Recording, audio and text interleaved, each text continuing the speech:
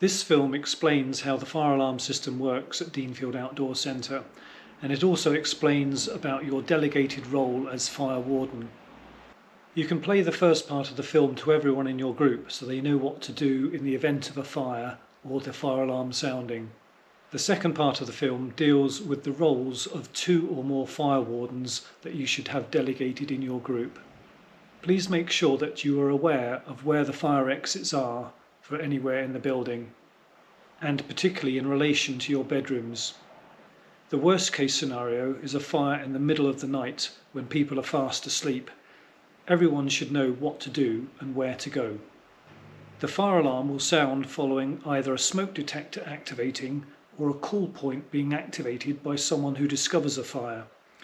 It will sound like this, and flashing beacons will also come on. Emergency lighting will activate to illuminate the exits. Make sure that everyone in the room is awake. Put some shoes on your feet and grab a warm top, but don't stop to collect any other belongings. They can be replaced, you can't. It may be possible to exit by the back door that everyone will already be familiar with as the main way in and out of the building.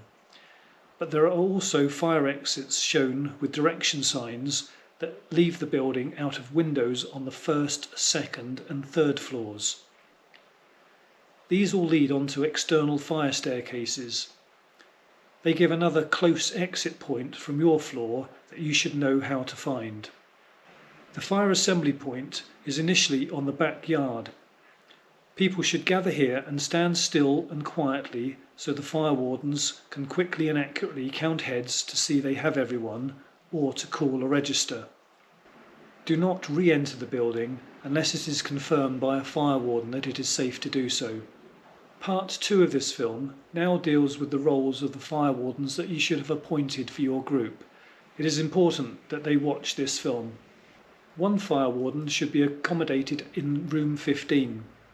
As well as having a fire exit, this also has an A4 box, which is an emergency evacuation pack. This contains information for emergency services as well as keys to open the garden room in the centre grounds. In the event of a real fire, this would be the place to go for safety and shelter. If you are in the room when the alarm sounds, make sure to bring this box out with you. You should also put a list of everyone staying into this box. Select a fire warden for each floor of accommodation you are using. These people could be in the fire escape bedrooms, which are numbered 4, 15, 21 and 31. Fire wardens can then be responsible for checking that everyone on their floor is out of the building if the alarm goes off. You should have a personal emergency evacuation plan for anyone who cannot evacuate without assistance.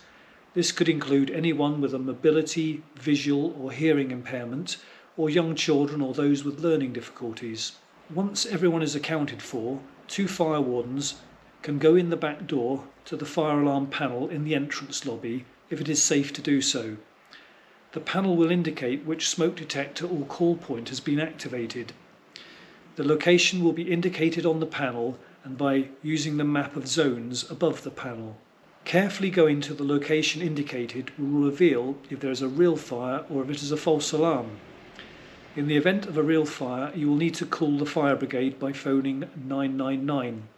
There is a payphone by the front door if it is safe to use this, or otherwise knock on a neighbouring door. Only attempt to fight a fire with the fire extinguishers if the fire is small, you have been trained and you are confident. If there is no fire, then it is likely a false alarm and will either be because a smoke detector has activated or a call point has been pushed. The smoke detector is likely showing with a constantly illuminated red LED light. If there is an accompanying smell of deodorant, then you will know that it has probably been activated by someone spraying too much aerosol. Make a note of which room it is in. An activated call point will be showing the bottom half twisted lopsided. In order to reset the alarm, this must be twisted back straight using the white plastic key on the fire alarm keyring.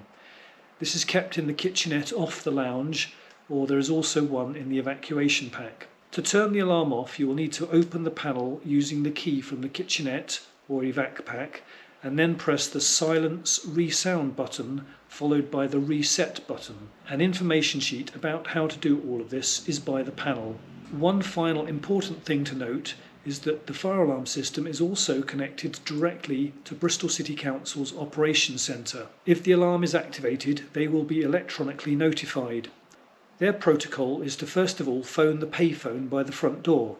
It is not easy to hear this phone ringing due to the fire alarm going off, but one warden should be ready to answer it and provide information as to whether it is a false alarm or a real fire as soon as this has been ascertained. If it is a real fire, you can ask the Operations Centre to phone the fire service. If you have any difficulties with any of the above, please call a member of Centre staff.